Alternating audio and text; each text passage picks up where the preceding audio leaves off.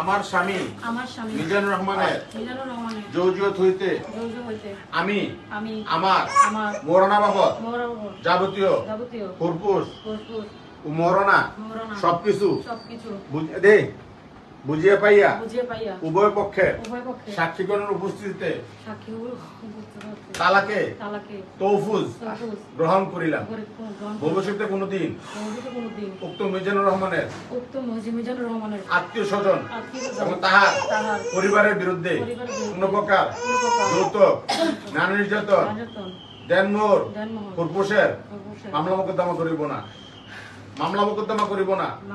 মোকদ্দমা করিব না, কাহারও দ্বারা করাইব না। যদি করি বা করাই তাহলে আইনত বাতিল বলে গণ্য হবে এবং কোন প্রকার মোবাইলে ছবি ছাড়িব না, টিকটক ছাড়িব না।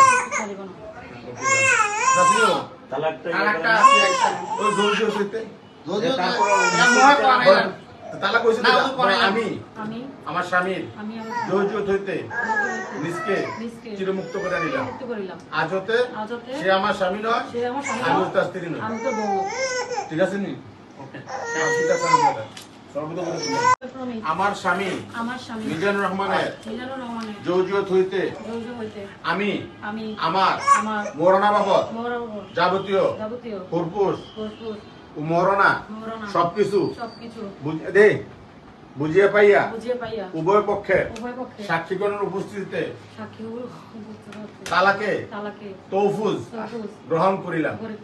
ভবিষ্যতে কোনদিন উক্ত মিজানুর রহমানের আত্মীয় স্বজন এবং তাহার পরিবারের বিরুদ্ধে কোন প্রকার যৌতুক, নারী নির্যাতন, দেনমোহর, ফুরফুসের মামলা মোকদ্দমা করিব না, কাহারও দ্বারা করাইব না। যদি করি বা করাই তাহলে আইনত বাতিল বলে গণ্য হবে এবং কোন প্রকার মোবাইলে ছবি ছাড়িব না, টিকটক ছাড়িব না।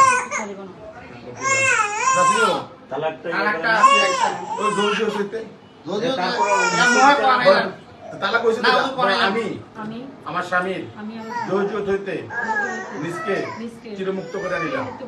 আজ হতে সে আমার স্বামী নয়, আমি তার স্ত্রী নয়। ঠিক আছে নি?